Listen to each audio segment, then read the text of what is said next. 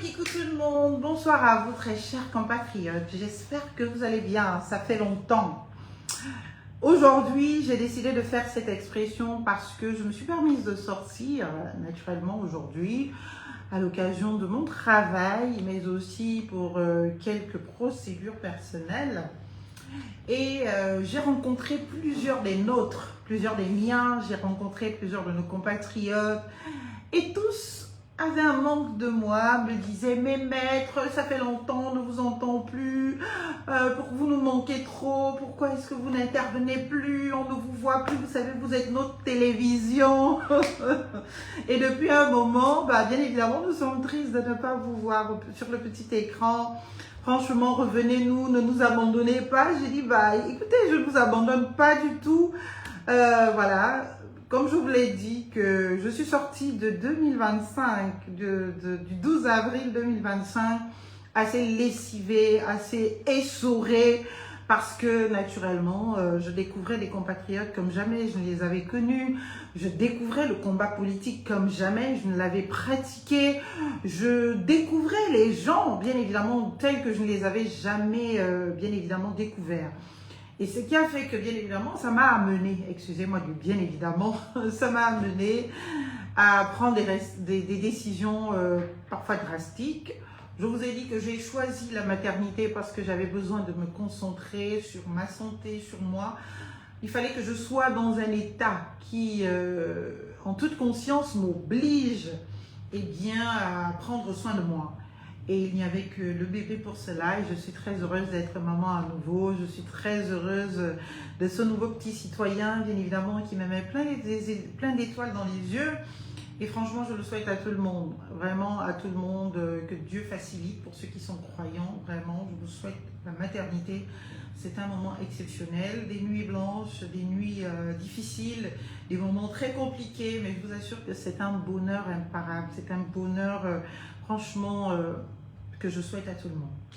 Donc, il y a tout cela qui fait que malheureusement, je ne sois pas totalement disponible pour commenter notre actualité à tous, pour parler de notre pays. Mais aujourd'hui, ça m'a tellement touchée que je me suis dit qu'après ma journée de travail, je vais trouver du temps pour m'entretenir avec vous, surtout pour vous faire part de mes attentes de la visite d'État entre le Gabon et la France, de la visite d'État du Gabon en France, de la visite d'État du président du Gabon, M. Brice Clotaire Oligui Nguema, bien évidemment à Paris dans les prochains jours, parce que c'est important, parce que bien évidemment, vous le savez, tout ce qui touche à la politique, tout ce qui touche au Gabon, naturellement m'intéresse et m'amène à donner mon opinion, quitte à ce qu'elle plaise ou elle déplaise. De toute façon, je souhaite qu'elle plaise, cette opinion. Mais voilà, donc j'ai tenu à faire cette intervention.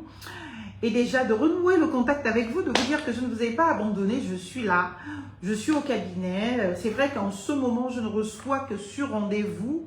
Donc vous allez m'excuser parce que bien évidemment, il y a ces petites heures de TT à me faire, à m'imposer. Donc du coup, je suis bien obligée de devoir convenir de rendez-vous pour vous recevoir. Mais j'ai une très belle équipe qui est là pour vous recevoir en temps et en heure, pour convenir des rendez-vous, pour que je sois au meilleur de ma forme pour vous recevoir. Voilà la petite introduction qui est faite. Je suis de retour au Gabon, je suis de retour à mon cabinet, je suis de retour parmi vous, très chers compatriotes, et c'est toujours un plaisir, c'est un honneur. Aujourd'hui, je sais que je n'ai peut-être pas beaucoup de temps d'expression sur les réseaux sociaux et que je ne suis pas forcément beaucoup trop sur les réseaux sociaux ces derniers temps, mais je vous assure que de temps en temps, je tombe sur l'actualité de notre pays, j'essaye de regarder ce qui s'y dit, j'essaye de regarder ce qui se passe parce que il faut toujours être à la page de l'information, bien évidemment, quand on s'intéresse aux questions publiques, d'ordre public de notre pays. Aujourd'hui, et dites-moi en commentaire si vous m'entendez, parce que je ne voudrais pas perdre tout ce temps à parler sans pour autant que je ne sois sûre de ce que vous receviez, bien évidemment, mon message. Alors, aujourd'hui, j'ai regardé pas mal d'acteurs politiques intervenir par rapport à la visite du chef de l'État en France. J'ai regardé pas mal d'acteurs de la société civile, pas mal d'acteurs, bien évidemment, de nos compatriotes de l'étranger, de la diaspora, des activistes, toutes ces personnes qui s'intéressent au débat public, qui se sont exprimées depuis quelque temps que cette information est officielle. Et puis je me suis dit, bah écoutez, pourquoi ne pas mettre un peu d'eau, bien évidemment, pour bien moudre tout cela. Je me suis dit aujourd'hui, en tant que Gabonaise, en tant que femme gabonaise, en tant que femme politique gabonaise, en tant que citoyenne gabonaise engagée, il y a des questions qui méritent naturellement mon intérêt et c'est cette visite. Le chef de l'État est attendu à Paris, à Paris en France par son homologue, M. Emmanuel Macron. En tant que Gabonaise, je ne peux que saluer bien évidemment cette invitation qui nous honore, nous en tant qu'État, qui nous établit, nous, dans ce retour à l'ordre constitutionnel pour lequel bien évidemment j'ai milité, je me suis battue, j'ai donné de tout. Vous le savez déjà. Donc oui, je salue très solennellement cette invitation officielle, cette visite d'État qui coïncide avec des exigences de réciprocité dans le traitement diplomatique d'État à État, bien évidemment le président Macron aujourd'hui respecte.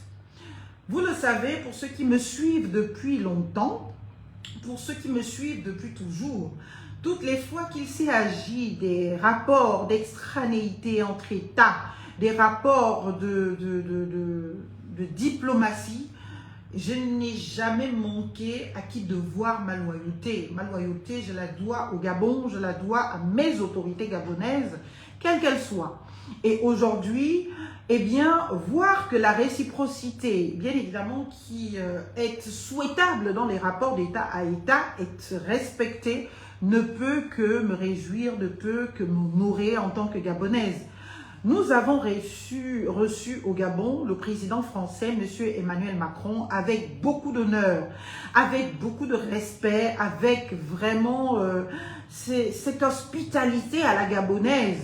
Et nous attendons, bien évidemment, que le chef de l'État gabonais soit reçu à la hauteur, bien évidemment, de ce que nous lui avons servi ici au président français.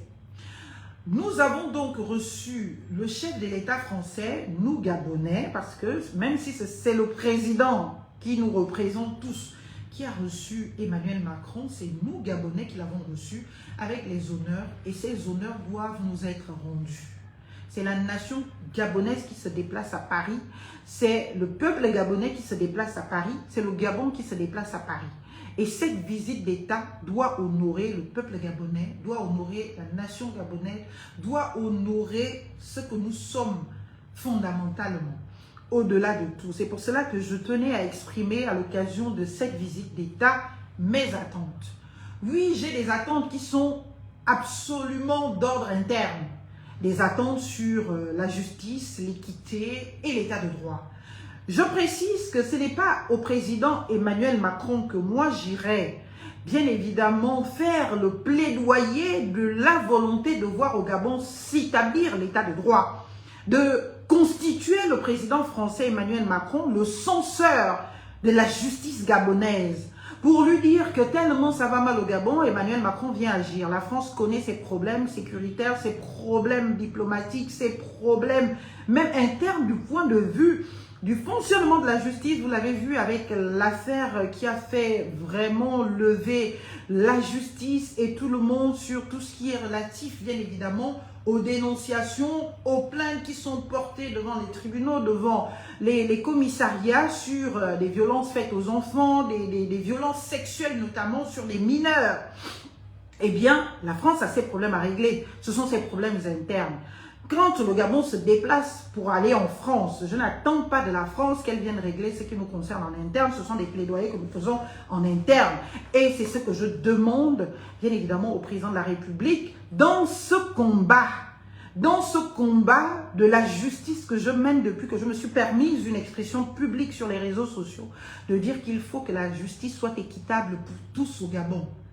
Elle soit équitable, qu'elle soit respectueuse des grands principes qui l'honorent, qu'elle soit respectueuse des droits de la défense, qu'elle protège, que l'on fasse véritablement une réforme dans notre pays bien évidemment du droit de l'exécution des peines, que l'on repense la détention préventive qui est devenue quasi systématique au Gabon, qui peut légitimement être perçue comme, naturellement, le dénonce la défense aujourd'hui de M. Alain-Claude Billy-Viseux, comme une sorte, un moyen d'instrumentalisation, bien évidemment, des règlements de compte politique pour neutraliser un acteur politique. Et ces choses-là, ce n'est pas Emmanuel Macron que je vais les demander. Ce n'est pas Emmanuel Macron que je vais demander de les respecter. Ce n'est pas Emmanuel Macron que je vais demander de dire au président Oligui Nguema de respecter l'état de droit dans son pays. Ce serait absolument disproportionné, irrespectueux de notre réciprocité dans le respect de chacun des ordres internes.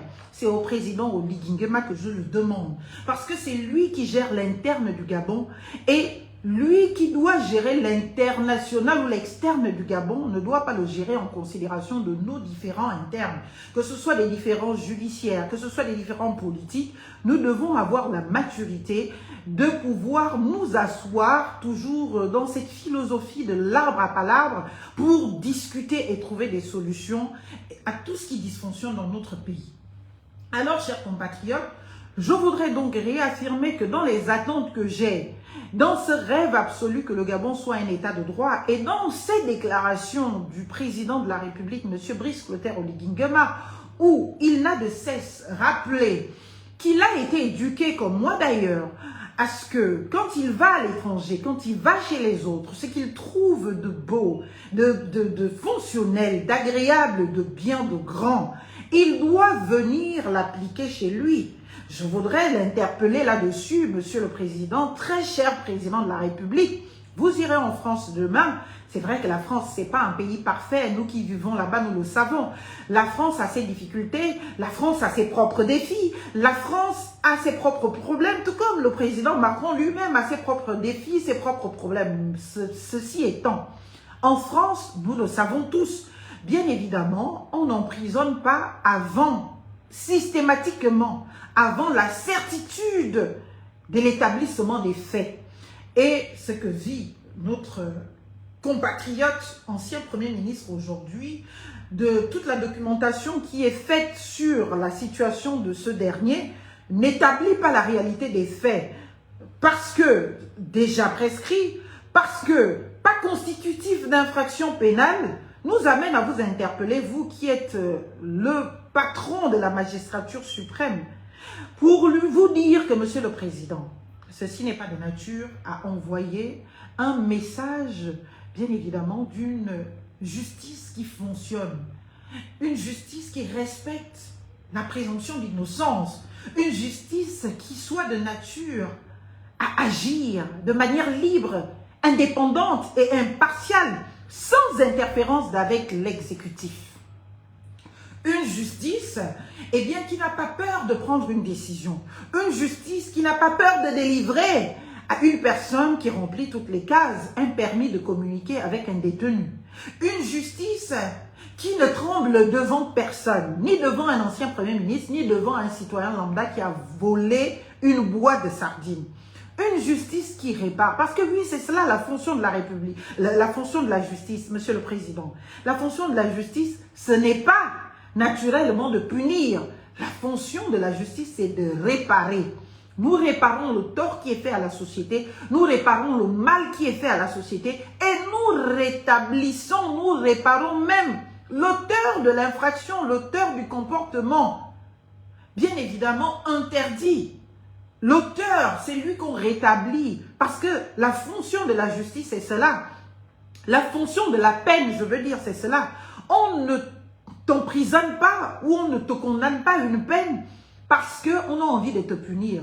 C'est pour t'amener à comprendre la gravité, la dangerosité de l'acte commis. C'est pour t'aider à te sociabiliser, à vivre dans une société organisée avec des normes, des règles, les respecter. La justice est là pour justement réparer ce citoyen déviant, pour le ramener à l'ordre, pour lui dire que voilà comment il faut se tenir. Donc oui, je sais qu'il est de grandes tentations pour nous, acteurs politiques, acteurs de la société civile, acteurs de toutes ces personnes, pour essayer d'appeler Paris attirer les oreilles au chef de l'État gabonais sur les dysfonctionnements du Gabon, sur tout ce qui dysfonctionne au Gabon, sur tout ce qui ne fonctionne pas dans notre pays. Ce n'est pas le rôle de la France. La France n'est pas le censeur du Gabon sur ce qui va bien ou ce qui va mal. Je ne participe pas à cette constitution de hiérarchie de l'ancien colon ou de l'ancien colonisateur sur, bien évidemment, son ancienne colonie, qui voudrait qu'il y ait cette forme de paternalisme, qui voudrait que l'on considère que la France a son mot à dire sur ce qui se passe en interne au Gabon dans le fonctionnement ou le dysfonctionnement de nos institutions. Nous respectons au titre politique la France en tant que France qui a ce respect de cette souveraineté qu'elle incarne, et le Gabon qui a le respect de cette souveraineté aussi, et bien qu'il incarne. Aujourd'hui, nous avons des attentes claires, bien évidemment, qui sont celles de redéfinir notre relation avec cette France. Il a été des slogans pendant plusieurs années qui nous rappellent à chaque fois ô combien les rapports doivent être d'égal à égal. Nous devons traiter, bien évidemment, nous devons, bien évidemment, contracter des partenariats gagnant-gagnant. Nous voulons sortir de ces slogans pour une matérialité effective. Nous voudrions voir que lorsque le président du Gabon se déplace en France, qu'il amène sur la table des débats, eh bien les vraies questions qui touchent au quotidien les Gabonais. Le Gabon aujourd'hui a des difficultés dans l'accès à l'eau, dans l'accès à l'électricité. Ce n'est pas en demandeur de l'approbation que nous allons voir la France, c'est en partenaire. La France a une expertise et une expérience que nous n'avons pas. Ça ne peut pas s'inventer. Et c'est normal. La France a des moyens que nous n'avons pas. La France a une influence que nous n'avons pas. Et au titre de notre acceptation de reconnaître la France, au-delà de tout, d'accepter la France, au-delà de tout et d'assumer la France, oui, je me permets de le dire, parce que n'oubliez pas que le président du Gabon a pris tous les risques de recevoir le président Emmanuel Macron au Gabon avec tous les honneurs que cette France a rarement eu ces dernières années dans l'Afrique subsaharienne, dans l'Afrique tout court. Le combat anti-français a été engagé, je me suis battu contre cela, comme plusieurs de nos compatriotes africains. Le combat anti-français a été établi de sorte que toute personne qui ose ouvrir sa porte à la France était devenue l'ennemi de tous ces pseudo-panafricanistes. Notre président a pris le risque de tout cela au mépris des railleries, des insultes sur les réseaux sociaux pour dire à la France « Je suis souverain ». Et c'est au titre de cette souveraineté que je vous reçois chez moi. Et je vous reçois chez moi au titre aussi de nos liens historiques qui ne se confondent pas avec les liens historiques que vous avez bilatéralement avec chacun des autres États africains, mais dans le respect de ces autres États qui ont des choses à revendiquer, qui ont des choses à faire valoir et qu'il faut entendre et qu'il faut respecter. Notre président l'a fait, notre président l'a dit. Il a pris ses risques, alors il est de bonne réciprocité que le Gabon, qui est attendu en France aussi, soit reçu sous des mêmes considérations au-delà de tout. Les problèmes du Gabon ne vont pas s'arrêter parce qu'il y a eu une visite en France. Mais cette visite en France, qui est une visite État, est une visite qui doit nous être profitable. Nous devons renégocier sur le volet culturel et de l'éducation. Il y a eu des bourses d'excellence, il faut ramener cela sur la table des discussions. Refixer les conditions de ces bourses d'excellence pour qu'elles nous soient profitables dans ce transfert de technologie, dans ces échanges de compétences. Parce que oui, l'heure n'est plus à dire qu'on va aller chercher l'expertise française pour venir se déployer au Gabon puis partir. L'heure est aujourd'hui, je le pense, à faire en sorte que de cette relation avec la France, l'expertise que nous allons solliciter soit inculquée, implantée dans notre pays, le Gabon, pour que les Gabonais soient autonomement capables de prendre la relève de leur économie, de leur pays, et qu'ils puissent naturellement suivre.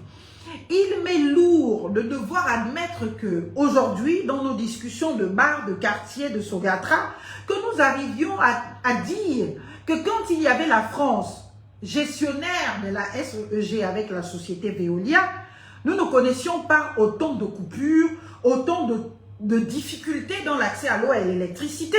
Comme dans certains villages aujourd'hui, certains peuvent se permettre des discours tels que sous la colonisation, c'était mieux. Tout le monde avait accès à l'eau, tout le monde avait accès à l'électricité. C'est un discours qui nous diminue tellement, bien qu'il soit à bien des égards vrai. Donc, notre fierté en tant que Gabonais, ce n'est pas d'aller pleurnicher chez notre père la France ou notre mère la France. Ce n'est pas d'aller pleurnicher chez notre paternel des difficultés que nous rencontrons dans notre pays.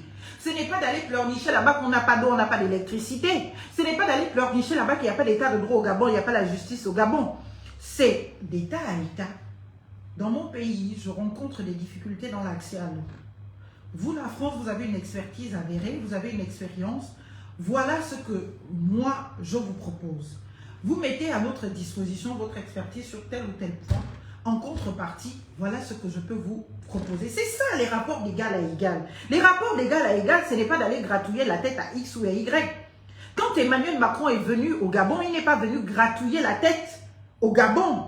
Il est venu redéfinir les relations dans son intérêt et c'est tout à fait à son honneur. Et personne ne peut le lui reprocher. Dire à Emmanuel Macron ou à la France de défendre dans nos rapports les intérêts du Gabon, c'est assujettir le Gabon et c'est instaurer et établir ce paternalisme pourtant que nous combattons et que nous ne voulons plus voir aujourd'hui.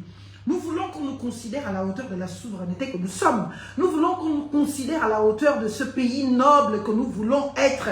Alors, nous n'avons pas à aller pleurnicher. Nous avons des problèmes que nous avons clairement identifiés. Nous avons des besoins.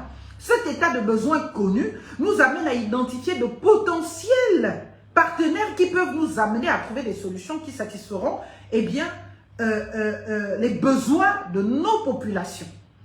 Comment est-ce que l'on fait pour faire sortir les Gabonais de ces besoins d'accès à l'eau potable? On a besoin d'investissements. Est-ce que la France est capable de nous donner ces investissements? Sous quelles conditions? Est-ce que ces conditions nous conviennent?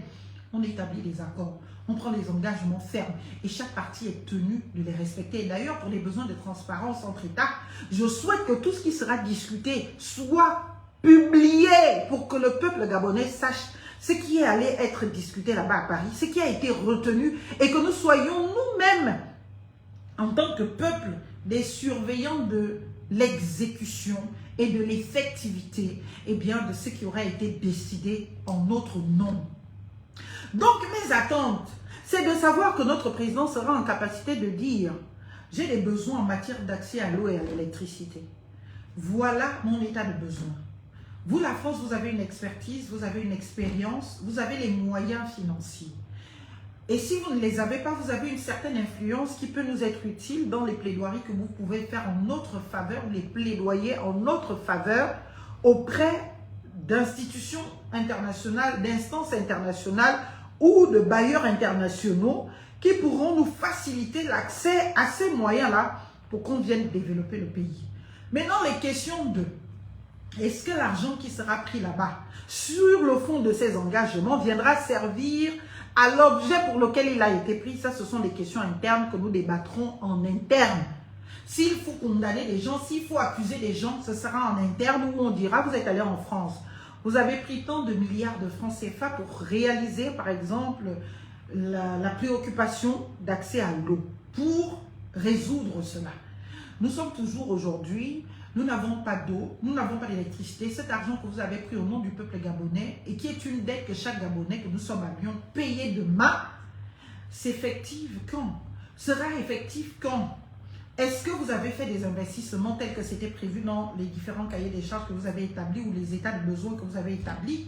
Est-ce que vous avez fait des investissements qu'il fallait pour que nous ayons finalement accès à l'eau? Maintenant, si cet argent a été détourné, c'est l'argent des Gabonais, ce n'est pas l'argent des Français. Parce que quoi qu'il arrive, le Gabon finira par rembourser ça à la France.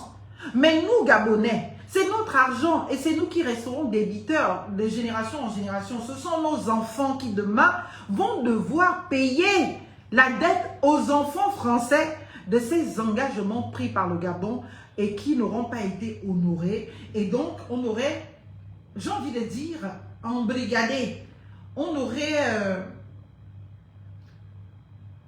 rendu obstacle, je ne sais pas comment dire cela, on aurait hypothéqué l'avenir de nos enfants parce qu'on aurait été incapable de faire exactement ce pourquoi nous sommes allés demander des financements, et nous allons perdre la contrepartie qu'on va donner aux autres, et nous allons aussi perdre les investissements parce que ce sont nos enfants qui resteront à rembourser des dettes qui ne s'éteindront pas par une opération du Saint-Esprit.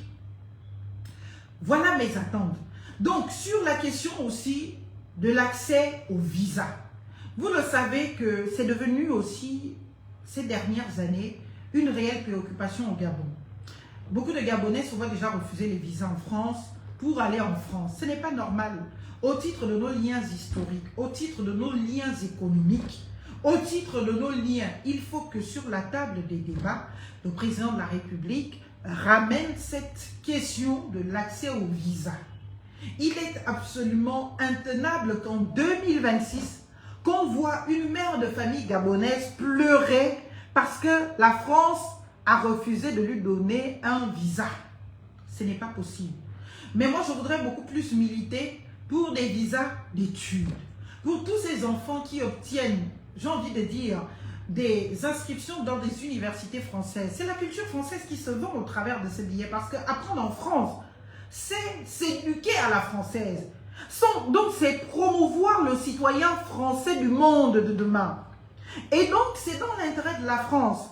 Aujourd'hui, voir que beaucoup de nos jeunes qui avaient pour ambition d'aller poursuivre leurs études dans certaines universités ou certaines grandes écoles ne peuvent pas voir leur projet se réaliser par un refus de visa est absolument déplorable pour notre pays, le Gabon, qui ne compte que 2 millions d'habitants et dont les enfants ont besoin d'une formation de qualité, en capacité qui leur permettrait d'être demain en capacité de rentrer dans notre pays et le développer, même si, bien évidemment, on peut convenir qu'il y a ces difficultés aujourd'hui de voir que tous ceux qui partent ne reviennent pas souvent.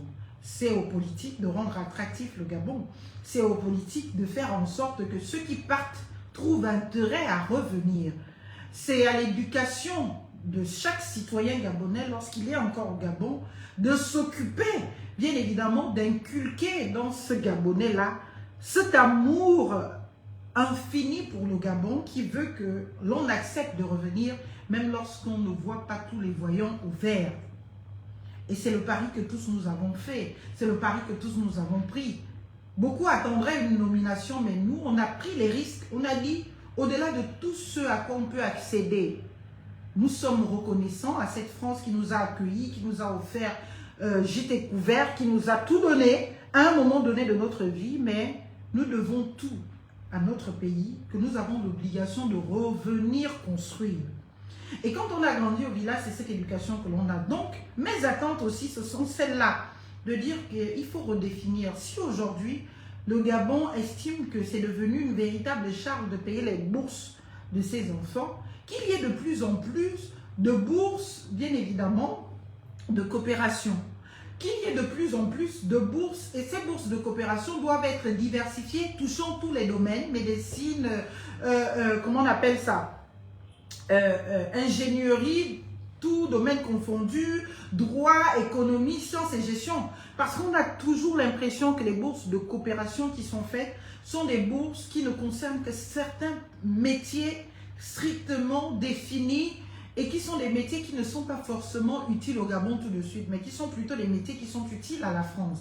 Donc, dans la définition des métiers ou du moins des bourses que l'on établit sur la table des débats, j'aimerais que le président soit dans cette capacité à dire « Nous, aujourd'hui, on a des difficultés à mettre de l'argent sur la table pour payer les bourses de nos enfants. » Alors, dans nos relations avec la France, est-ce qu'il ne serait pas souhaitable que dans des contreparties qu'on se permet, eh bien qu'il y ait par exemple les bourses qui soient prises en charge par telle entreprise française qui va donc exploiter tel gisement gabonais à concurrence de temps, et de l'autre côté, voilà, qu'on soit sûr que cette entreprise française en France qui prend cet engagement ne pourra pas manquer à son engagement.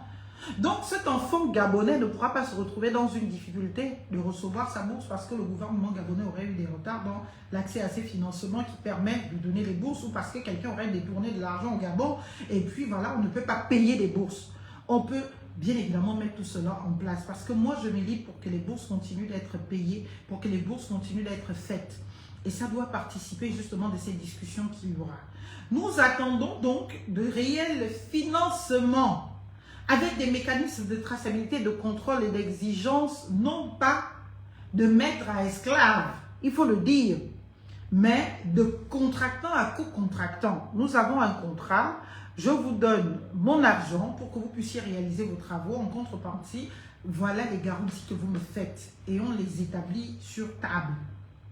Et nous, le peuple gabonais, qui doit accéder à ces informations après conclusion et à ces accords, doit pouvoir veiller à ce que tout cela soit respecté. Voilà. Donc, sur naturellement le plan de la justice et de l'état de droit, je l'ai dit encore une fois, nous avons des efforts internes à faire. Nous interpellons notre chef de l'État et pas le président français. Et j'espère que cette tentation que nous avons tous à penser qu'on va interpeller Paris, à taper le poing sur la table, à cogner un peu sur notre président, eh bien, soit un lointain souvenir, parce que cela ne nous grandit pas et cela assujettit, encore une fois, je l'ai déjà dit, le Gabon. Le Gabon est un État souverain. Le Gabon, bien évidemment, se veut de construction pour le mot idéal que nous connaissons tous, la félicité de son peuple. Et pour accéder à cette félicité, nous avons un partenaire que nous connaissons. Moi, j'ai toujours été, comme certains le disent, francophile, parce que la France est un partenaire que nous connaissons. Et connaissant la France est un partenaire qui respecte celui qui se respecte. La France est un partenaire qui respecte celui qui se connaît. La France est un partenaire qui ne va pas s'amuser à manquer de respect à celui qui se respecte lui-même et qui le respecte. Donc, c'est pour cela que je vous dis, moi je suis pour le partenariat avec la France. Je salue la visite d'honneur que la France, bien évidemment, nous fait.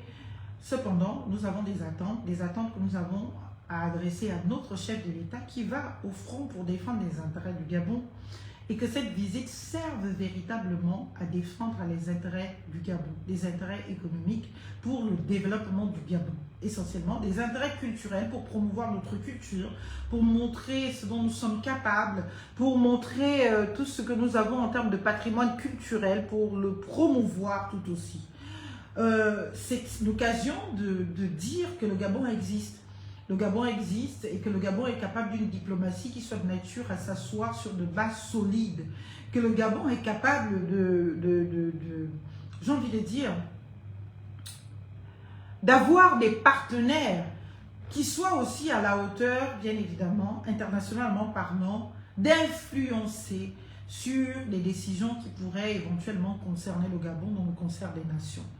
Et nous demandons, je le disais tantôt, à ce chef de l'État qui de cesse se rappelle à nous autres que quand je voyage, je vais à l'étranger, je fais le tour du monde, ce que je vois de beau là-bas, je viens construire ça au Gabon. L'état de droit, comment ça fonctionne, qu'il va voir là-bas, qu'il vienne implémenter ça au Gabon. La justice équitable qu'il va voir là-bas, qu'il vienne implanter ça au Gabon. La non-émission des politiques dans des affaires judiciaires qu'il va voir là-bas, qu'ils viennent appliquer ça au Gabon. Ce n'est pas dire à Macron de lui dire que libère tel prisonnier, en l'occurrence l'ancien Premier ministre. S'il le faisait même, si notre chef de l'État venait à libérer un prisonnier sous ordre, bien évidemment, de la France ou du président français, je m'en sentirais vexé. Le président du parti Ensemble pour le Gabon, je l'ai déjà dit et je le redis, n'a rien à faire en prison. Il n'a absolument rien à faire en prison. Les faits qui lui sont reprochés, si nous étions déjà consolidés en état de droit, eh bien, ne sont pas constitutifs d'infraction. Et si ces faits ne sont même pas établis, il n'y a pas mesure, il n'y a pas besoin d'une détention préventive pour cela. Mais ce n'est pas Emmanuel Macron que moi, Marlène Fabienne Ezolé Fontam, j'irai le demander. c'est au président de la République, qui est garant de l'état de droit au Gabon, que je le demande, que monsieur le président, votre adversaire politique, votre ami, pour vous reprendre, n'a rien à faire en prison. Si c'est la justice qui se trompe, ça peut arriver, disons-le nous. Si c'est la justice qui fait sur de l'excès de zèle, de l'abus du pouvoir, vous avez le pouvoir en tant que chef suprême de la magistrature, président du Conseil supérieur de la magistrature, de rappeler à l'ordre selon les formes et les rouages que vous connaissez, pour dire attention, ce qui est en train de se passer là est grave, et cela n'est pas de nature, non pas par censure d'un quelconque État ou d'un quelconque chef de l'État, mais par responsabilité politique, n'est pas de nature à rassurer de ce que les droits fondamentaux auxquels tous nous avons adhéré, auxquels notre pays est parti, se laisserait se distraire, serait bafoué. Voilà la vérité. Et comme tous nous sommes naturellement égaux devant la loi, le procès équitable oblige au respect, il faut le dire, de ce que l'on appelle les droits de la défense. Et avant même que la personne ne se soit exprimée, il n'est pas de bon droit et de bonne loi de condamner la personne à une privation de liberté excessive, plus de 3 mois aujourd'hui. Beaucoup pour des infractions alléguées s'en sortent avec rien que du sursis. Et cet état de fait, de condamnation avant jugement, empêche l'indépendance de la justice.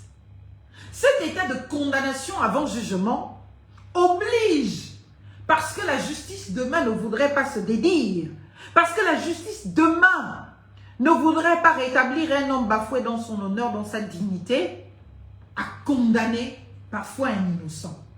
Parce que pour se sauvegarder, pour se sauver la face, la justice pourrait être contrainte à dire « Bon, on l'a gardé 3 mois, on va donc le condamner à 3 mois de prison. Et le reste de temps, on met avec sursis. Comme ça, on le libère. » Parce que tout simplement, on veut se sauver la face. On veut se sauver le visage. Parce qu'on estime que, eh bien, il a été en prison. Il faut bien justifier de ce temps de détention. Et c'est comme cela qu'on a déjà vu chez les jurisprudences constantes dans notre pays. Plusieurs anciens acteurs politiques de notre pays ou des responsables d'administration qui ont été envoyés en prison exactement dans les mêmes conditions que M. Alain-Claude Biléviseux et qui ont fini par être condamnés juste au terme du temps passé en prison pour justifier de ce temps-là. Et là, on condamne notre justice. Et là, malheureusement, on condamne notre justice à ne pas se déployer de liberté, d'indépendance et d'équitabilité. Et ce n'est pas l'État que nous voulons au Gabon. Ce n'est pas le pays que nous voulons. Ce n'est pas la République pour laquelle je me bats. Je vous ai dit, la République, c'est moi. C'est le titre de l'œuvre, de la somme que je vous ai bien évidemment écrite en 2022. Tout ce que je dis là, vous allez retrouver ça dedans. Je vous dis, notre pays ne va pas se développer par des prières seulement ou par un coup de bâton magique. C'est par l'engagement de chacun de ses citoyens au quotidien qui aurait cette volonté de se lever même quand tout nous condamne à abandonner. Combien de fois j'ai voulu abandonner? Combien de fois je me suis sentie exténuée? Combien de fois je me suis sentie désabusée dans ce combat? Mais à chaque fois, tu es obligé de revenir au front pour dire, c'est ça le chemin. Le chemin, ce n'est pas ce dans quoi nous sommes aujourd'hui. Demain, nous voudrions tous vivre dans un état de droit, dans un état respectueux des procédures, dans un état respectueux de la présomption d'innocence. Parce que le jour où nous-mêmes nous sommes sujets à ces choses-là, victimes de ces débordements, de ces exactions, nous comprenons la portée et la valeur de tous ceux qui ont combattu ces égarements. Et oui, Le Gabon est profondément chrétien, même si nous sommes un État laïque. Mais si l'on regarde la configuration de notre peuple, il y a beaucoup de gens qui croient en Dieu. La quasi-totalité. Dans ce peuple croyant, eh bien, ce n'est pas parce que l'autre a fait mal qu'il faut rendre le mal par le mal. Cette application de la loi du talion ne va pas nous amener à sortir de cet, je ne sais pas, engrenage de non-droit. Parce qu'aujourd'hui, si ceux qui sont au pouvoir veulent faire payer à ceux d'hier exactement ce que eux ils ont fait, en faisant exactement ce que eux ils ont condamné, mais demain ce sera la même chose. Quand ceux d'aujourd'hui partiront du pouvoir et que d'autres arriveront, les nouveaux aussi voudront faire payer à ceux d'aujourd'hui ce que eux ils ont fait à d'autres hier. Et c'est un éternel recommencement. Et c'est un engrenage duquel nous ne sortirons pas du tout. Et ce n'est pas un héritage à construire pour nos enfants. Nous devons laisser à nos enfants un pays, une terre, qui au-delà de toutes ces richesses, de toutes ces bénédictions, s'oblige au respect des règles, bien évidemment, que cette terre s'est prescrite. Le respect de l'état de droit, le respect de l'ordre public, le respect des libertés fondamentales, le respect des droits civils et politiques, le respect de l'opinion de chacun et le respect de cette opinion à la personnalité de chacun. Et ce n'est que comme cela que demain nos enfants seront en capacité de sortir des yeux des bas d'arrière-siècle pour s'attaquer à de vraies choses. Comment développer le Gabon? Parce que si on continue dans cet engrenage éternel de pouvoir et de devoir faire des comptes, lui, quand lui il était au pouvoir hier, il a laissé faire, il a laissé emprisonner, il a justifié, lui aussi doit subir, cher peuple gabonais. Non. On ne construit pas un État dans le ressentiment. C'est pour cela que j'ai trouvé bon et utile de demander pendant la période de la transition cette commission vérité, justice et réconciliation. Parce qu'il était de bonne loi que nous, Gabonais, qui sommes un petit peuple, une petite population, pas un petit peuple, nous sommes un grand peuple, nous sommes une petite population. Une population d'à peine 2 millions. Sur les 2 millions, tout le monde est hyper connecté. Tout le monde se connaît, tout le monde est parenté, tout le monde a un lien avec quelqu'un, avec tout le monde. Ce qui fait que, quand on fait mal à l'un aujourd'hui, on pense ne faire mal à cette personne, alors qu'on fait mal à toute sa famille. Qui peut demain se retrouver au pouvoir, qui elle aussi voudra rendre des comptes? Ce n'est pas viable. Donc j'en appelle, chers compatriotes, à votre sens d'amour, à votre sens de responsabilité, et de vous dire que le chemin dans lequel nous sommes, celui de vouloir toujours être dans le ressentiment, de vouloir toujours condamner parce que l'autre a condamné, de vouloir nous appliquer la loi du talion, c'est un chemin qui va nous perdre. Et notre pays a besoin de se montrer uni. Notre pays a besoin de se montrer fort. Et notre justice d'avant, surtout, devrait se montrer forte, libre, impartiale, indépendante.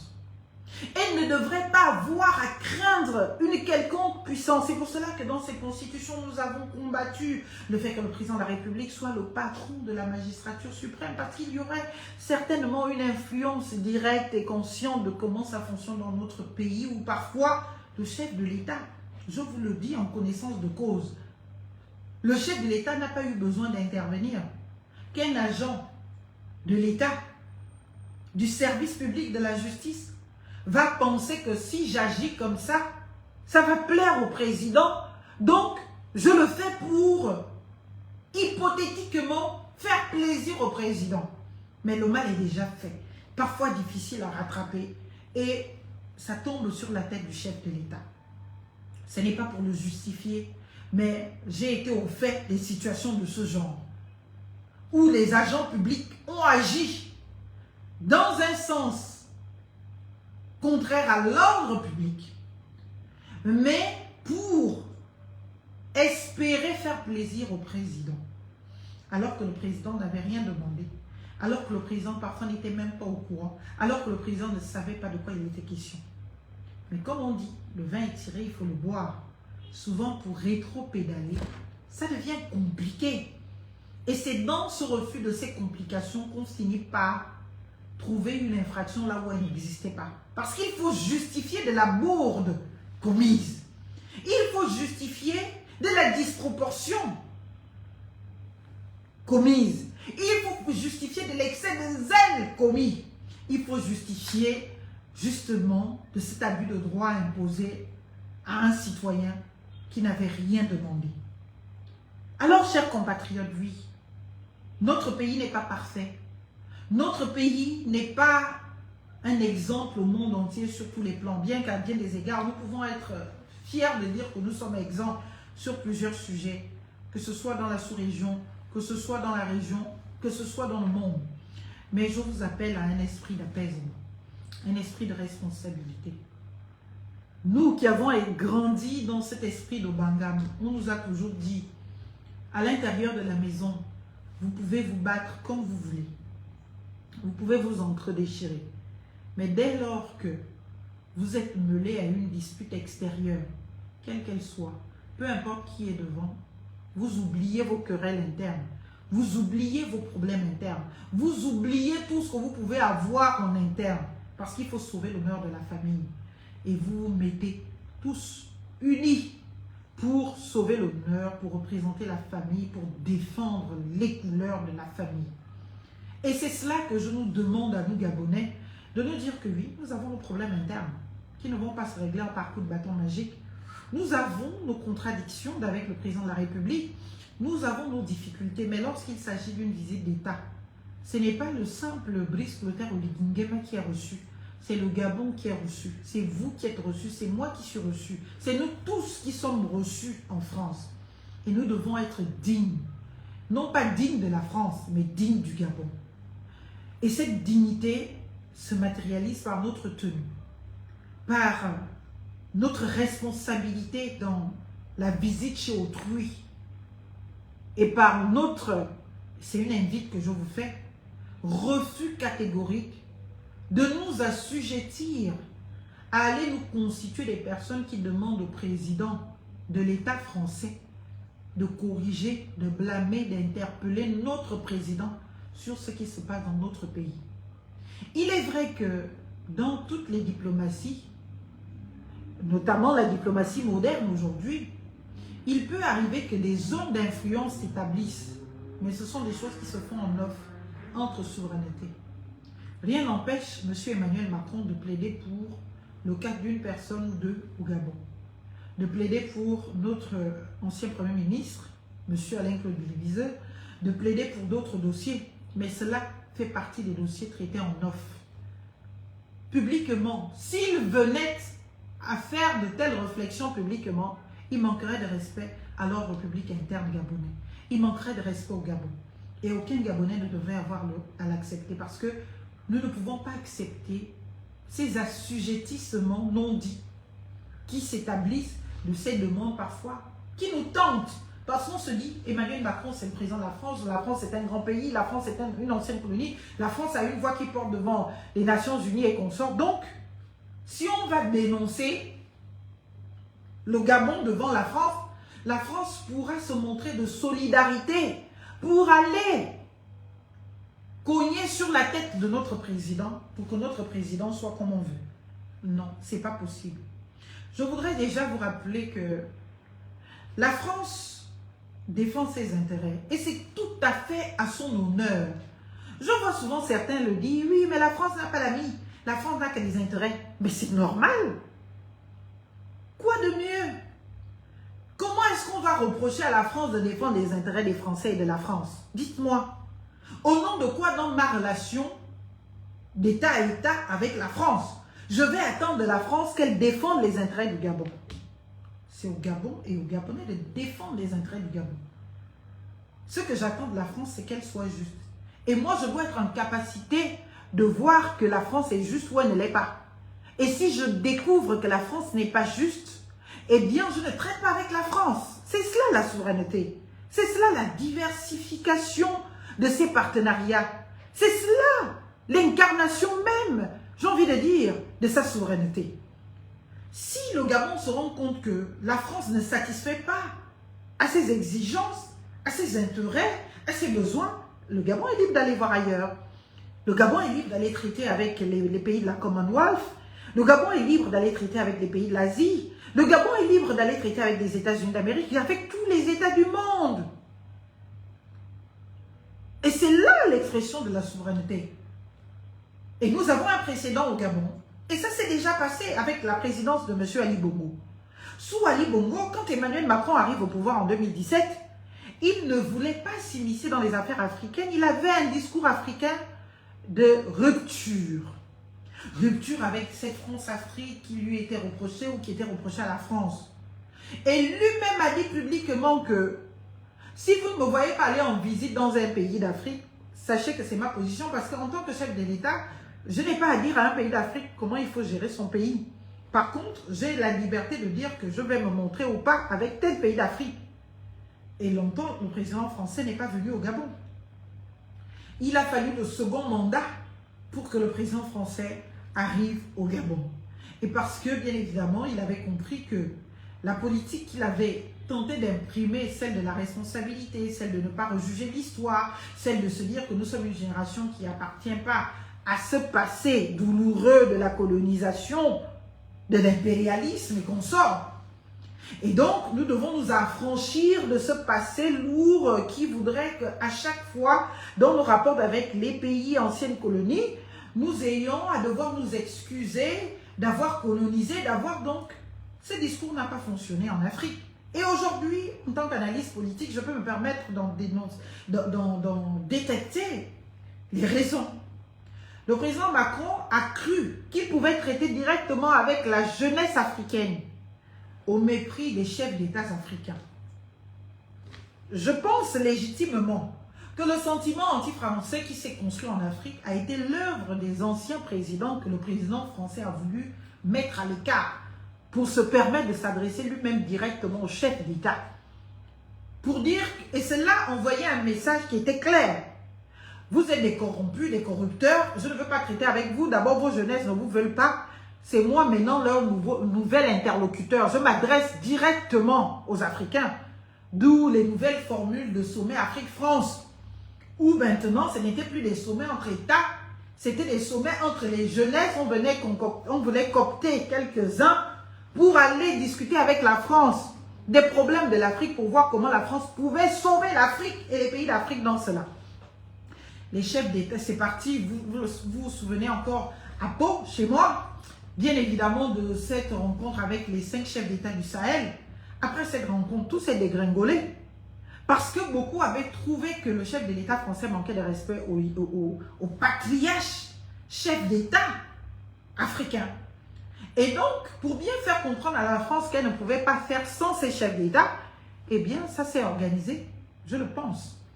Et quand ça s'est organisé, malheureusement, ça s'est retourné contre les chefs d'État en question. Et tous sont partis du pouvoir pour l'essentiel. Donc, pour vous dire que, au début, la France a voulu dire que moi, je peux dire que toi, tu n'es pas un bon président dans ton pays, donc je n'ai rien à foutre avec toi. Et ça n'a pas marché. Mais en fin de mandat, il ne veut pas laisser à la France l'héritage d'un désastre en Afrique. Alors que, bien évidemment, il y a toujours une politique africaine de la France qui a toujours fonctionné pour la France et pour les Français et qui a toujours été un honneur pour la France.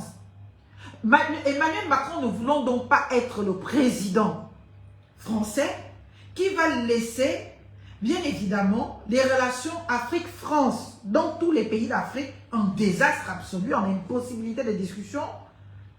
Eh bien, il a décidé de revenir un peu, timidement peut-être, aux bonnes vieilles pratiques de notre tradition dans ces relations de la France avec les pays africains. Donc, respecter un chef d'État, même si c'est un putschiste, tant que ce sont les citoyens de ce pays qui l'ont choisi, il s'en tient à cela. Ne plus avoir de jugement dans le fait que je te reçois ou je ne te reçois pas, parce que tant que les populations ont dit que le putschiste là c'est le nôtre, il s'en tient à cela. Et c'est le comportement que la France a aujourd'hui. Et moi, je n'ai aucun reproche à faire à la France sur ce comportement. J'ai interpellé la France pendant la transition, quand cela était nécessaire, sur un certain nombre d'engagements et consorts. Mais Nous sommes sortis de cette période dite de non-droit pour une période de droit. C'est la 5e République, qu'on soit d'accord ou pas, qu'elle dysfonctionne ou pas. Mais le peuple gabonais a décidé. Le peuple gabonais a choisi ce président-là. Et ce président-là, ce n'est pas à la France de venir nous dire qu'il est légitime ou il n'est pas légitime. Ce n'est pas à la France de venir nous dire qu'on doit le respecter, on doit lui manquer de respect. Ce n'est pas à la France de venir intervenir dans nos rapports avec ce président. Nos problèmes avec notre président, on va les régler ici, à Libreville, sous l'arbre à palabre ou sous tous les formats que cela peut prendre. Nous allons les régler. Et nous n'allons pas abandonner de discuter. Nous n'allons pas abandonner de porter haut la voix de plusieurs Gabonais que nous rencontrons au quotidien et qui nous font état de leurs préoccupations et qui nous disent ô combien ça va mal dans leur vie. Mais quand il s'agit de nous extérioriser, quand il s'agit de nous à l'étranger, on doit être unis, on doit être solidaires et on doit recevoir avec toute la dignité possible notre chef de l'État en France. Ce n'est pas une obligation. Les citoyens qui estiment qu'ils n'ont aucune intention, aucune envie, aucun besoin, aucun intérêt à aller rencontrer M. Brice Clotaire Oligui Nguema sont libres de rester chez eux. Ceux qui estiment que c'est mon président, je suis fâché contre lui, j'ai des choses à lui dire, je vais y aller, je vais lui dire mes 4 vérités, allez-y, c'est leur liberté. Ceux qui estiment que je suis tellement fâché, en colère, que moi je vais aller manifester contre sa venue, bof, ça n'a pas trop d'intérêt, mais bon, vous êtes libre d'aller manifester, pourvu que vous soyez là. Vous êtes Gabonais. Chaque Gabonais est Gabonais là où il est. Donc, il n'y a pas à s'exclure de cette citoyenneté parce qu'on pense différemment, parce qu'on n'aime pas le président, parce qu'on ne veut pas d'Emmanuel Macron, du président Brice Clotaire Oligui Nguema. Vous êtes Gabonais, c'est votre président. Nous attendons qu'il soit reçu avec les honneurs et la dignité dus à son rang et à notre pays. Et à la réciprocité. Parce que nous avons fait pareil ici au Gabon. Nous avons mis, comme on dit dans notre trivialité, nous avons mis en haut le président français au Gabon. Alors que tous les Africains nous insultaient de le faire. Alors que tous les Africains disaient que nous étions des soumis, des suppôts, des sous-préfectures et consorts. Au titre de notre souveraineté, nous ne nous sommes pas arrêtés à ces caricatures. Nous avons pris notre souveraineté en responsabilité et nous avons dit, nous recevons qui nous voulons, selon nos intérêts d'abord et le reste après. Et notre président, pour le coup, il a été à la hauteur, il faut le dire, d'un discours véritablement panafricaniste qui n'était pas de nature à insulter ses homologues africains qui, eux, ne sont pas en odeur de sainteté avec la France. Au contraire, il a appelé à ce que la France entende leur position et que la France comprenne leur position.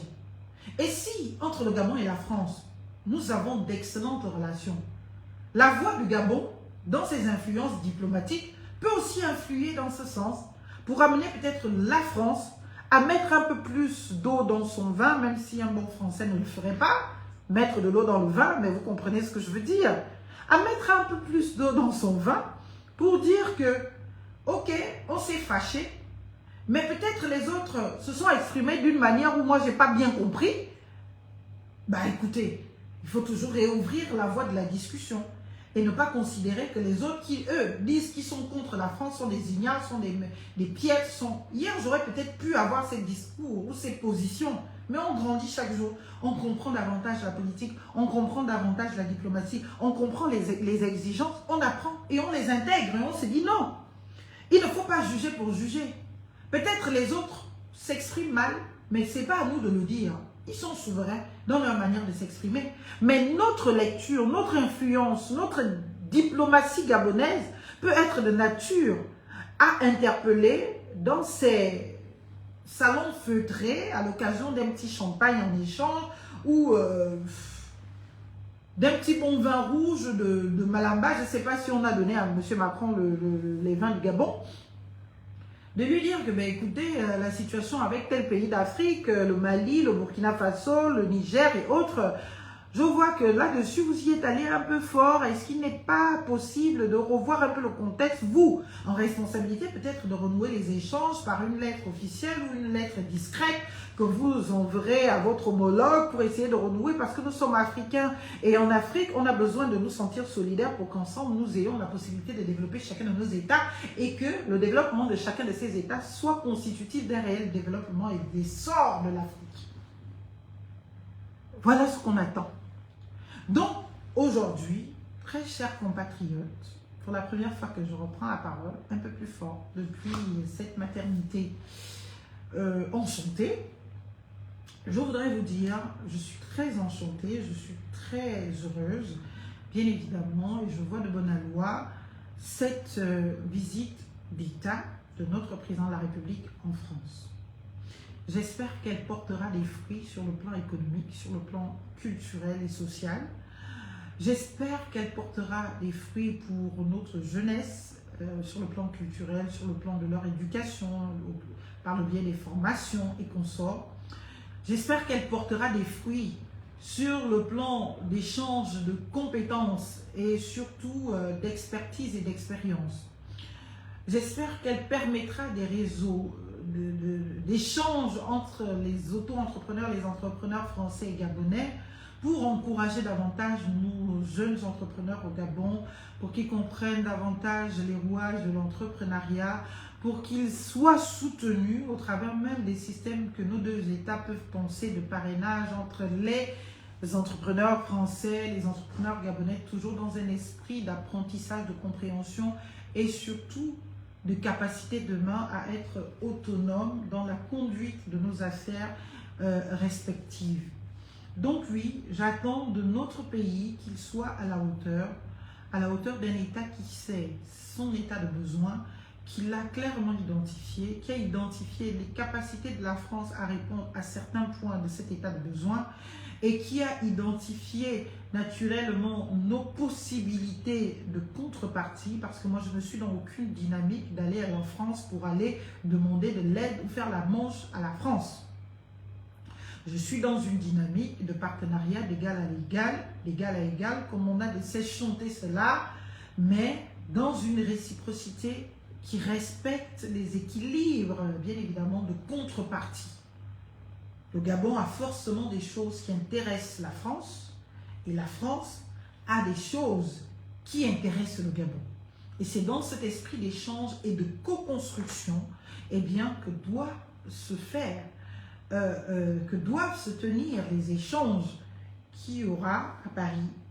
Et il faut que Libreville en soit gagnant et vainqueur. Nous devons défendre, nous Gabon, les intérêts de notre pays. Nous devons préalablement avoir identifié nos besoins. Nous avons des besoins criards d'accès à l'eau et à l'électricité. L'expertise française nous a aidés un temps. Aujourd'hui, nous avons vu ce qui a fonctionné et ce qui a dysfonctionné.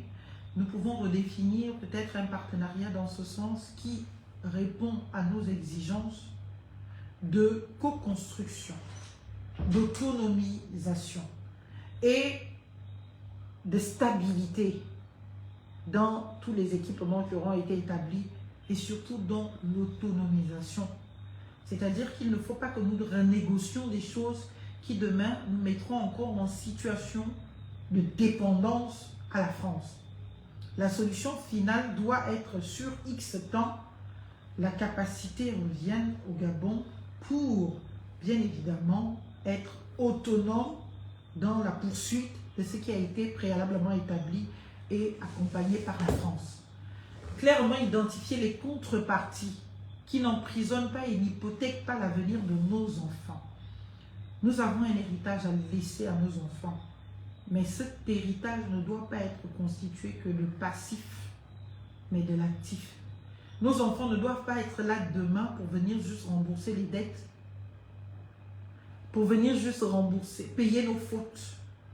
Nous devons prendre nos responsabilités à la mesure de ces responsabilités pour dire nous avons la possibilité de transformer notre Gabon. Et cette transformation doit se faire stratégiquement et dans l'intérêt supérieur du peuple gabonais. Et cet intérêt supérieur du peuple gabonais, eh bien, se réalise sur des pans en crise. l'eau, l'électricité, l'éducation, la formation, l'emploi, les gratte-ciel et tout ce qui contribue à l'embellissement de notre magnifique Libreville, qui sera petit Dubaï bientôt, oui, parce que quand on se balade, on a des immeubles. Je vous le dis encore une fois, il y a des priorités. Les choix ont été faits, ce ne sont pas les miens, mais ce sont des choix, bien évidemment, qui sont de nature à satisfaire la beauté de nos yeux.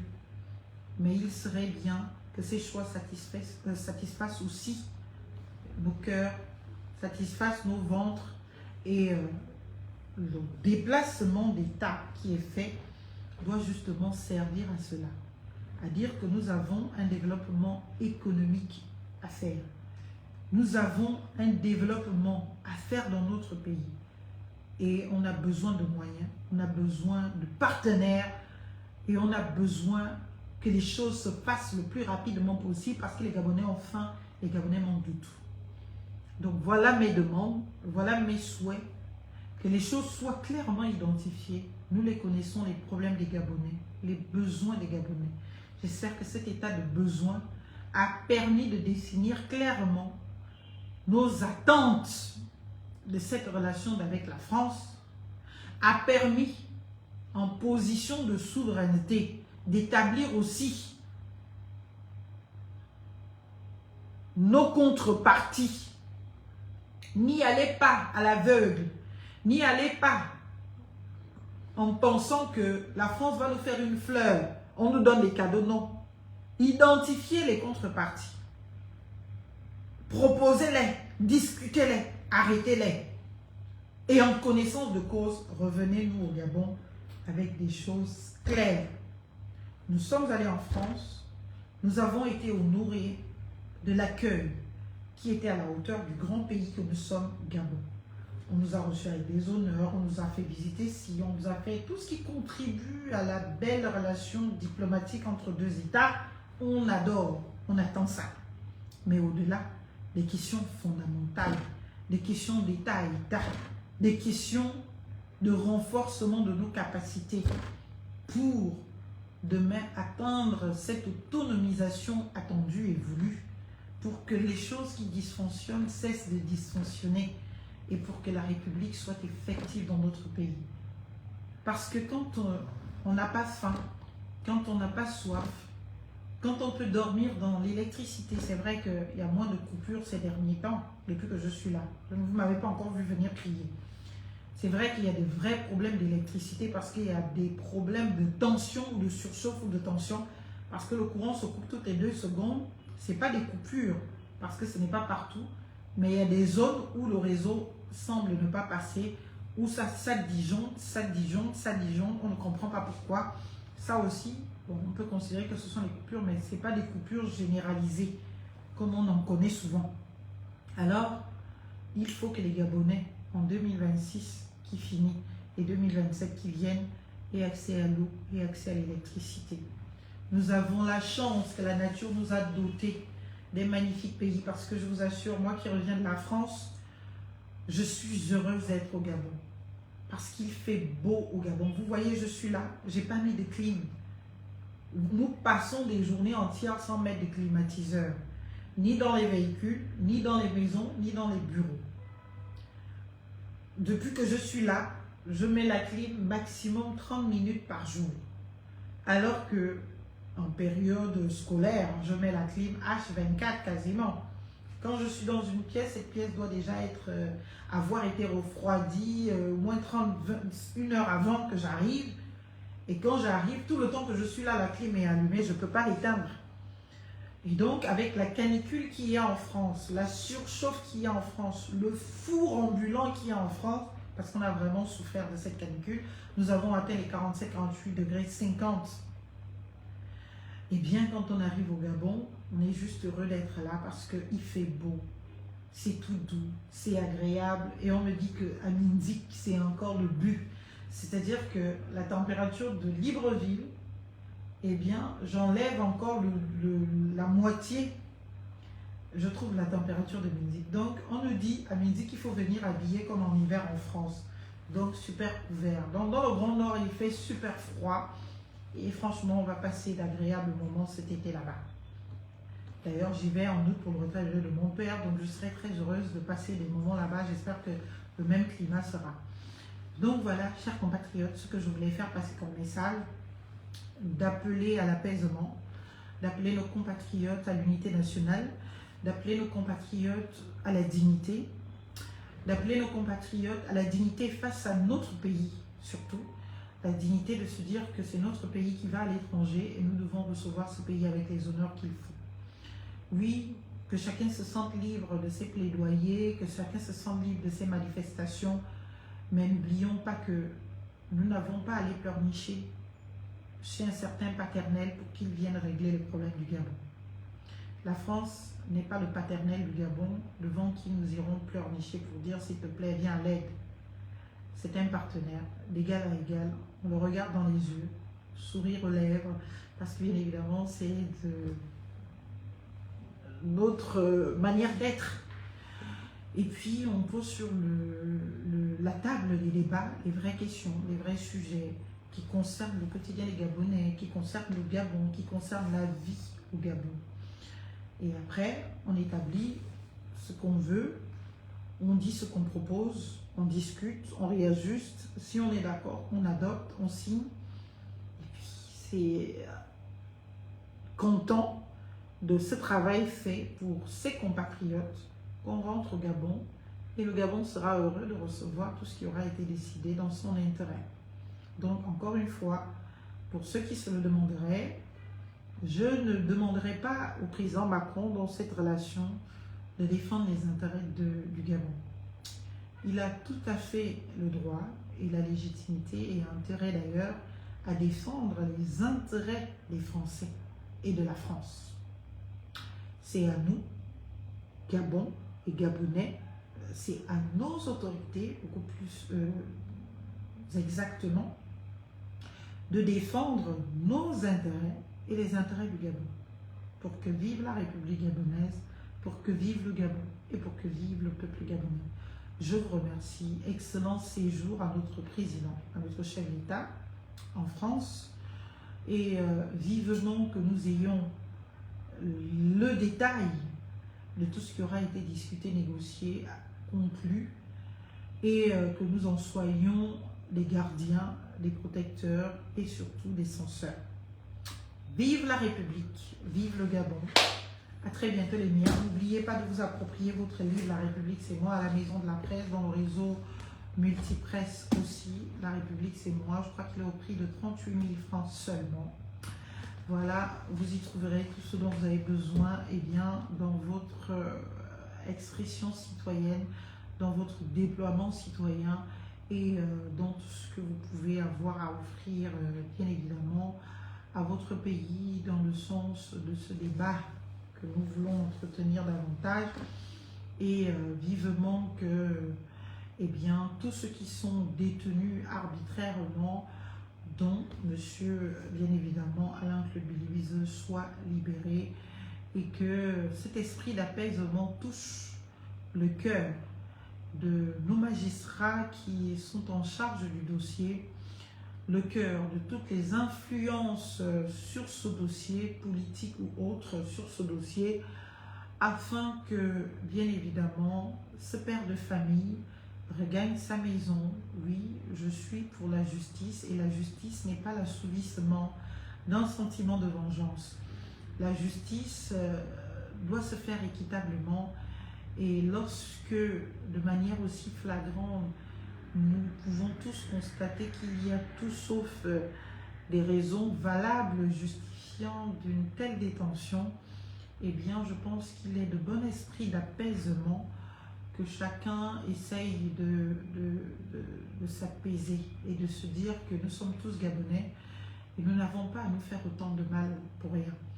Donc la politique doit continuer, le débat politique doit être nourri, doit être vivant, doit être actif, doit être foudroyant, tout ce que vous voulez, mais la dignité humaine de chaque Gabonais aussi doit être préservée.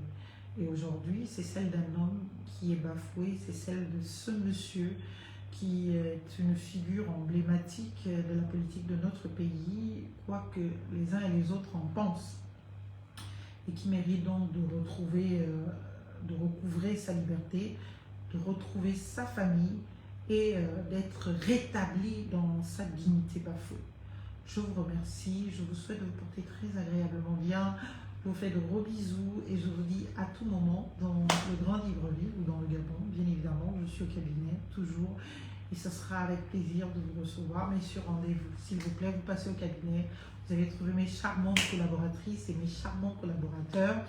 Ils pourront vous instruire sur tout ce dont vous avez besoin et s'il y a besoin de me rencontrer personnellement, eh bien, elles m'en tiendront compte et puis on verra avec mon petit agenda de mère de famille et de maman de bébé, eh bien, comment est-ce qu'on peut convenir naturellement d'un rendez-vous qui nous permette de me rencontrer et que l'on discute de vos affaires et que je les prenne en charge. Voilà. À très bientôt. Bisous. Portez-vous bien. Vive la République pour que vive le Gabon. Ciao. Bon séjour à Paris, au Gabon.